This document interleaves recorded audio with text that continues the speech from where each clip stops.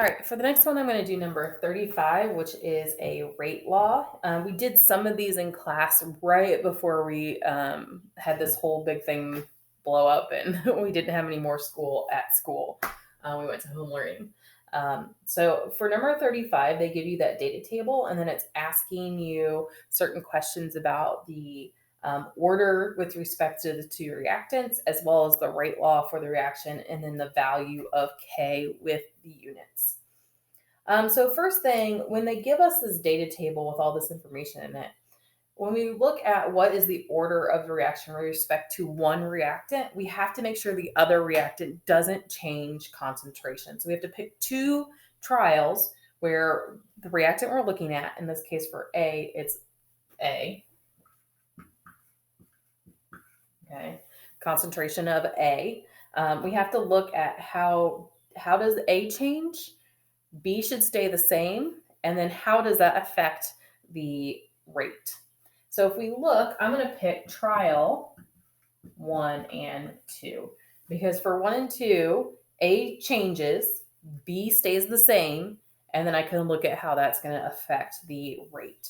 So A, from trial 1 to trial 2, it goes from 0.01 to 0.02. That means it doubles. Okay. And if you remember, you put a little X up there because you need to figure out how is that changing. And then for your rate, it goes from 1.62 times 10 to the negative fifth to 3.24 times 10 to the negative fifth. And if you look at that, that is also doubling. Okay. So doubling our concentration causes a double with our rate. So X in this case is going to be 1. So that means that the order of reaction with respect to A is going to be 1. Okay, same thing with B, concentration of B. So in this case, again, we want B to change and A not to change. So if we look, we're going to pick trials 1 and 3. Okay, so trials 1 and 3, because A is not going to change, B is going to change, and then we can look at how the rate changes.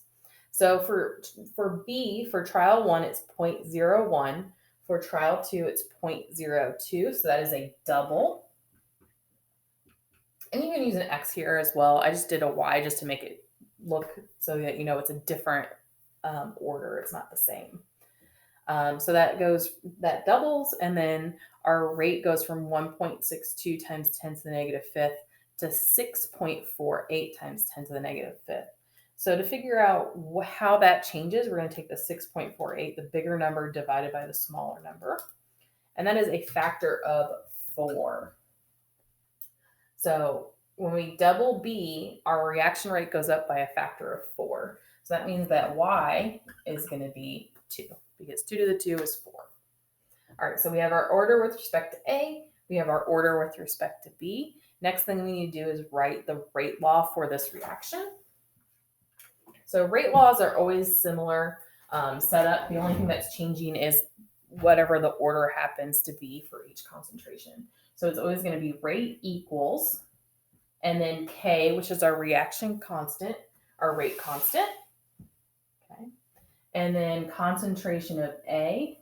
In this case, it is order is 1, so it's just concentration of A. For concentration of B, it is second order, so it's going to be doubled. And then for D, the last one is what's the value of K. So we just have to pick a trial and plug in numbers and find out what the value is. I'm just going to pick trial number 1. So our rate, 1.62 times 10 to the negative fifth equals K. The concentration of A was 0.01. Concentration of B was also 0.01, but we need to make sure that we square that. So we're going to solve.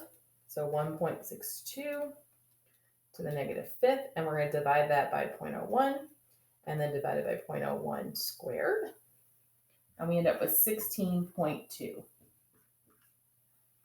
Now, for the units of K, if you remember from class, there was a little thing that I taught you. It's 1 over, and then it's molarity order minus 1 times seconds.